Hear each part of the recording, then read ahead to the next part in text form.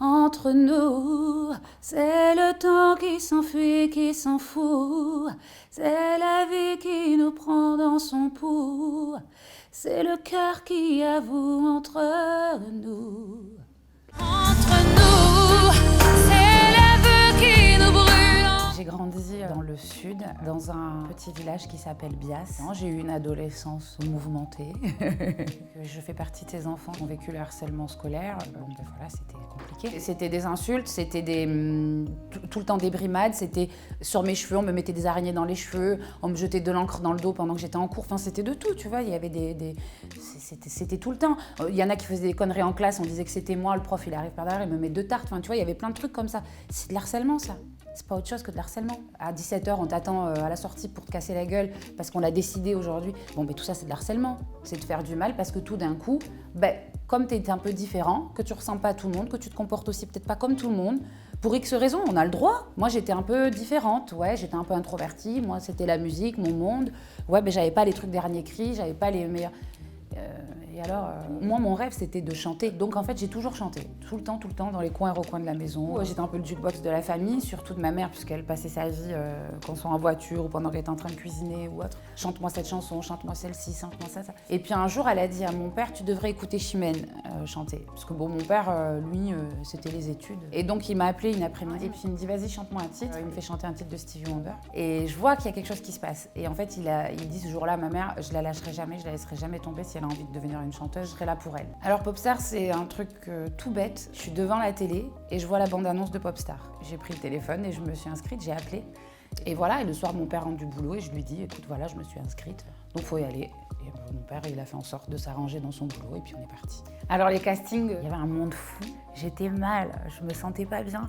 Je me dis, mais qu'est-ce que je fais là? Je les voyais tous chanter, ouais, là, ça bougeait, tout, ils s'éclataient, nana et tout. Moi, j'étais paumée. Moi, je sortais de ma campagne, j'étais pas à l'aise. Genre, excusez-moi d'exister, en fait. Je me souviens qu'il y avait d'abord la présélection, où c'était pas le vrai jury qu'on avait. Là, c'était un autre jury qui était là, en fait, pour écrémer, clairement. Ils étaient venus me voir pour me dire, si vous continuez comme ça, je pense que vous ferez partie du groupe, ou même peut-être plus. Enfin, voilà, je me souviens que c'était ce qu'ils m'avaient dit. Donc, j'étais contente, mais voilà, rien n'était acquis. Et le lendemain, première fois où je rencontre le vrai jury, je suis impressionnée grave. On est en ligne. Et donc, c'était chacun notre tour a cappella. Il y avait tous les autres candidats assis en face. Et donc, tu chantes, tu passes ton tour, ok, tu t'assois ensuite sur des chaises, t'attends, et ils viennent, ils te donnent le ticket ou pas. C'est hyper chelou. Donc, ils viennent, ils me donnent le ticket une première fois, ils me le donnent une deuxième fois, au fur et à mesure comme ça. Et donc, on fait tous les castings à Bordeaux, je les passe tous. Et on me dit, bon, ben c'est bon, tu fais partie du workshop. Donc, mon père m'emmène jusqu'à Paris. Il me laisse et je m'en vais avec tout le monde. Je monte dans le bus. Et on arrive dans cette espèce d'endroit. C'est une immense maison. Au début, je suis pas à l'aise et je dois m'habituer à un truc hyper chelou. C'est que tous les matins, j'ai une caméra devant la gueule, quoi. J'ai une caméra qui vient me réveiller. Je sais pas, pour moi, tout ça, c'était très, très, très bizarre. Et puis, va commencer les castings à l'atelier. Et là, tu sens que t'as pas de temps à perdre. Va commencer à rentrer les chorégraphies. Le truc où vraiment, je me sens pas à l'aise du tout. Parce que jouer la fille sensuelle, qui se dénude, clairement, c'est pas moi. Donc là, je suis pas à l'aise. Mais je comprends très vite qu'il va falloir que j'y arrive parce que ça va me permettre de passer à une étape supplémentaire. Et mon but à ce moment-là, c'est de me faire remarquer, en fait. Donc pour moi, il faut que j'y reste le plus longtemps possible. J'ai fait le casting de Popstar pour avoir un avis de professionnel, pour que quelqu'un me propose un contrat. Et c'est exactement ce qui s'est passé. Donc je me souviens du soir où je m'assois et où Valérie Zetoun va commencer par me dire « Chimène, j'ai la lourde tâche que de devoir vous faire de la peine. » Donc là, je me dis « Ok, ça pue. » Pour moi, c'est tout qui s'écroule. Je me dis « Je m'en vais, en fait. » J'ai pas eu le temps de montrer ce que je voulais, tout ça. Mais en fait, j'avais eu largement le temps de montrer. Mais je m'en étais pas rendu compte. Il me dit « Si vous avez envie de bosser, si vous avez envie de travailler, je me propose de vous aider à le faire. » Ok.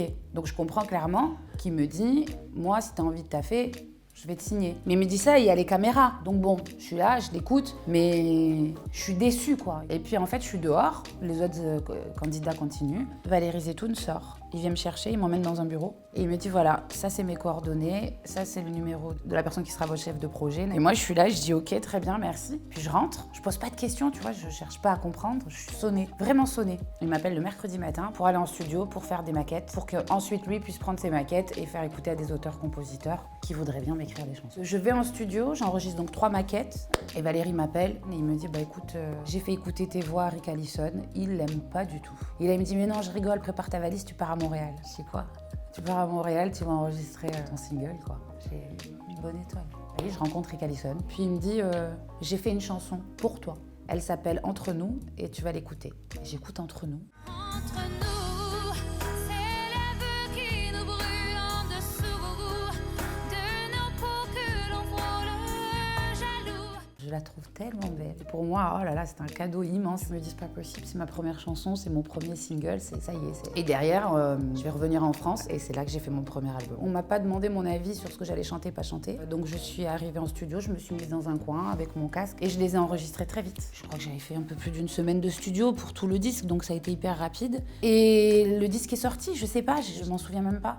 Ma vie bascule clairement à ce moment-là, tout change. C'est-à-dire que moi j'avais 19 ans, tout d'un coup j'ai des moyens financiers que j'avais pas du tout. Donc ça va me permettre d'aider mes parents. Ça change énormément de choses, bien sûr, mais en même temps, ça change aussi certains rapports. Des personnes changent vis-à-vis de vous. Dans la rue, on me demandait des autographes, des photos, j'étais avec mes potes, c'était lunaire. Donc je me disais, mais qu'est-ce qui se passe? C'est fou. Mais j'étais pas dans la réalité, je réalisais pas ce qui était en train de se passer, pas du tout. Non, j'ai pas pris le melon, par contre, je me supportais plus parce que j'étais devenue quelqu'un de trop nerveux. Ma mère, par exemple, le nombre de fois où elle m'a dit, mais moi, j'en ai rien à faire que tu sois chanteuse. Hein. Elle m'a dit, c'est pas parce que t'es chimène basique. Et c'est ça que j'apprécie aussi. J'apprécie que les gens qui sont encore à côté de moi aujourd'hui, c'est qu'ils ont toujours eu le courage de me dire les choses. Le premier album, ça défile comme un train, c'est pas possible. C'est un succès, on est à 500 000 et puis on ira plus loin derrière après avec Entre nous. Ça va marcher fort. Et on arrive sur le deuxième, il faut le faire, j'y vais, mais sans grande conviction, quoi. Et ça va être un carton. C'est lourd de porter un carton qui t'a pas convaincu. Toi, tu vois ce que je veux te dire? Pas facile. Peut-être que j'avais pas envie d'en faire un là tout de suite, peut-être que j'avais envie de réfléchir, mais la machine était lancée. Donc on fait ce deuxième album, où il y a Je viens du Sud. Je viens du sud et par tous les chemins j'y reviens. Ça va être un carton. Et moi, je comprends rien parce que de toute façon, je suis pas bien dans mes pompes. Même si je suis numéro 1, même si je gagne énormément d'argent, je suis vraiment pas bien. Presque je regrette parce que je me dis ça me rend pas heureuse, ça me rend malheureuse. Je veux bien croire que ce soit agréable de m'entendre chanter de la variété française pure et dure. Je l'entends, je veux bien le comprendre. Mais c'est pas forcément ce que je suis. Et donc du coup, je sais à ce moment-là qu'en fait, je suis en train de me mettre dans une case qui va être difficile pour moi. Pas de fuir parce que je cherche pas à la fuir, mais je veux pas être assimilée qu'à celle-ci.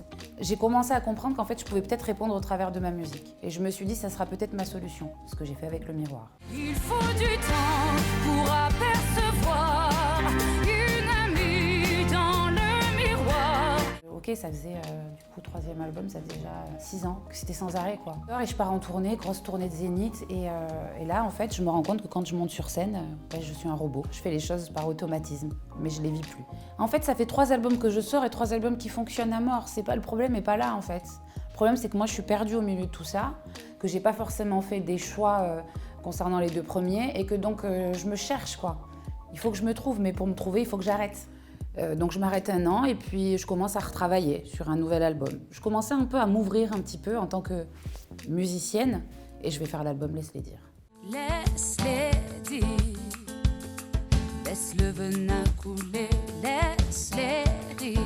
C'est l'album d'une jeune femme qui se dit à un moment donné « Eh, moi j'ai des choses à dire, donc faudrait peut-être m'écouter. Arrêtez de faire votre machine tout seul et écoutez-moi un petit peu. » Même si c'est pas celui qui a le plus marché. Laisse-les dire, c'est mon album. J'aime pas l'idée de resservir la même soupe chaude 15 000 fois. C'est épuisant de se dire qu'on nous a entendus là-dedans et qu'absolument pendant les 20 années à venir, il faut nous entendre là-dedans. Et ça a été un vrai plaisir de chanter ces chansons, de plus être dans la performance vocale, d'être juste dans le plaisir de raconter des choses. Elle vit douleur et on change de fil. Elle vit, ça change comme on change de fil. L'album Au-delà des mots, ouais. C'est pas la meilleure période de ma vie. C'est l'album le plus douloureux de ma carrière. Je pense que j'étais pas bien entourée à ce moment-là aussi. À cause de lui, j'ai eu un rejet avec la musique pendant longtemps. À ce moment-là. Je pense même pas à mon futur album. J'ai pas d'idée, c'est très flou. Je ne sais pas ce que j'ai envie de faire. Je ne sais même pas si j'ai forcément envie de refaire un disque. Je pense à reprendre mes études à ce moment-là. Je pense à des tas de choses, mais pas forcément à refaire un disque tout de suite. Et puis c'est avec un coup de fil que les choses vont basculer. Mais la vie, elle est comme ça. Elle est imprévisible. Et à partir d'un coup de fil de Michael Miro qui va me parler de Destination Eurovision, et à l'issue de ce coup de fil, je leur réponds tout simplement que je vais aller en studio, que je vais travailler et qu'on verra. Que si j'ai la chanson, je me lancerai dans le défi de Destination et que si je l'ai pas, je le ferai pas. En fait, j'étais en train de bosser avec Orson, on écoutait des trucs et tout ça, je lui disais un peu ce que je voulais, sans vraiment trop savoir, et puis je vais pour partir, et puis il me dit « Attends, j'ai un dernier truc à te faire écouter ». Et donc il me met là-haut commence. Ça vient de là-haut, comme le vent sur ma peau, le destin nous entraîne. je le regarde et je lui dis c'est celle-là. J'en étais sûre avant même que le refrain arrive. Donc je l'ai enregistré en studio et j'ai pris rendez-vous avec ma maison de disques. Et du coup, voilà, j'ai été les voir, ils ont écouté, ils ont adoré. Et je leur ai dit, ben voilà, on m'a proposé ça, qu'est-ce que vous en pensez? Ils m'ont dit, mais faut le faire, t'as raison. Et ils m'ont regardé, ils m'ont dit, ben, faut faire un album alors. Et j'ai dit, ouais, j'ai envie de faire un album.